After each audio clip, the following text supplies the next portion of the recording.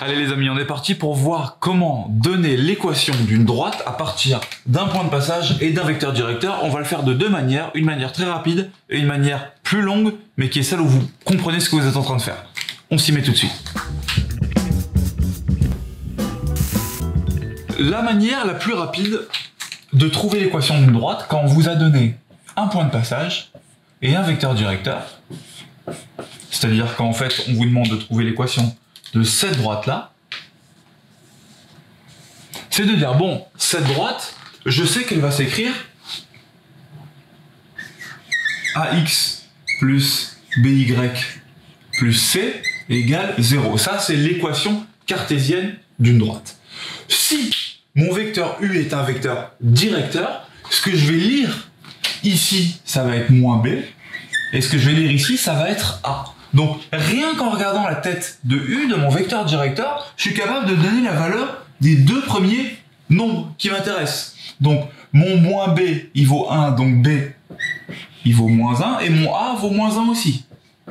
Donc, je me retrouve avec moins X, moins Y, plus C égale 0.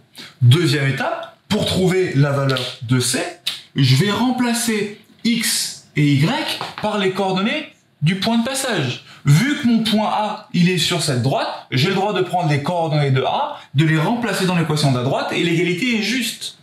Donc, mon X, il va devenir 1, donc je me retrouve avec moins 1. Mon Y, il va devenir 2, moins 2, plus C égale 0. Et ça veut dire que moins 3 plus C égale 0, donc que C égale 3. Et je peux compléter, du coup, mon équation, c'est pas AX plus BY plus C égale 0, mais moins X moins Y plus 3 égale 0. Donc, moins X moins Y plus 3 égale 0. Et voilà, bim bam boum, j'ai l'équation cartésienne de ma droite.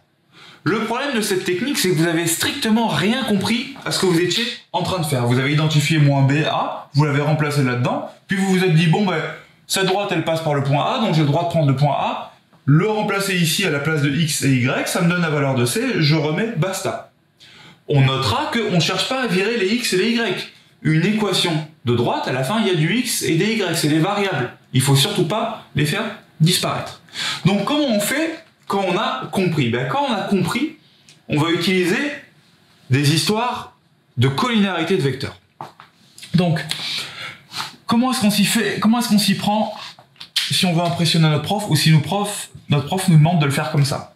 On va dire, bon, cette droite-là, celle que je recherche, je vais mettre un point dessus, que je vais appeler par exemple mon point M. Ce point M, ses coordonnées, je ne les connais pas, du coup je vais les appeler X et Y. Maintenant réfléchissons. Si le point M, il est sur cette droite, essayez de me faire une phrase en termes de vecteur. Si le point M, il est sur la droite qui est là, ça veut dire que ce vecteur-là, AM, et ce vecteur-là, U, ils sont comment? Yes, tu l'as. Ils sont collinéaires. Donc, le vecteur U et le vecteur AM, ils sont collinaires. Sauf que le vecteur U, tu les connais, ses coordonnées. Le vecteur U, ses coordonnées, c'est 1 et moins 1. Et le vecteur AM, c'est quoi ses coordonnées? Ben, je connais celle de M, je connais celle de A, je connais la formule qui s'affiche là en rappel et qui me permet de calculer les coordonnées d'un vecteur sachant qu'on a les deux points. Ben, ça va me faire ça moins ça, et ça moins ça. Et vu que ces deux vecteurs, j'ai dit qu'ils étaient collinaires, ça veut dire que leur déterminant, il vaut 0.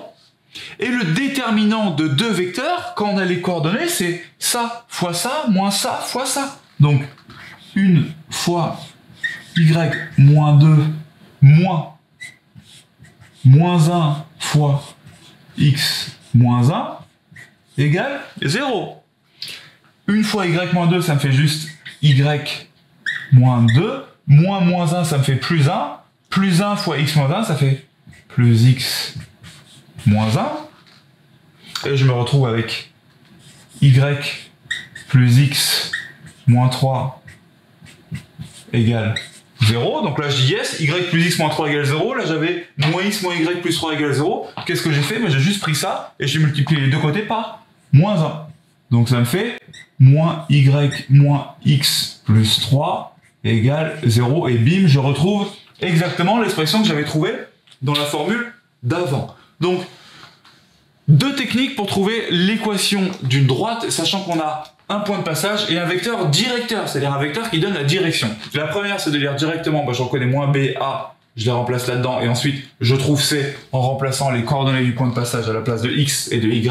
Et la deuxième, c'est de dire, bon, si je veux l'équation de cette droite, je prends n'importe quel point sur sa droite, je l'appelle x, y, c'est mon point M.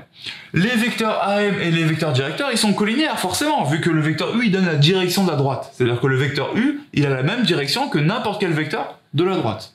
Du coup, le déterminant de U et de AM vaut 0. Et en calculant ce déterminant avec les coordonnées, vous retombez sur la même équation de droite. Que du bonheur pour ce chapitre, les amis. On vous a mis des petits exercices en dessous. Le monteur vient d'éternuer très fort. À vous de jouer.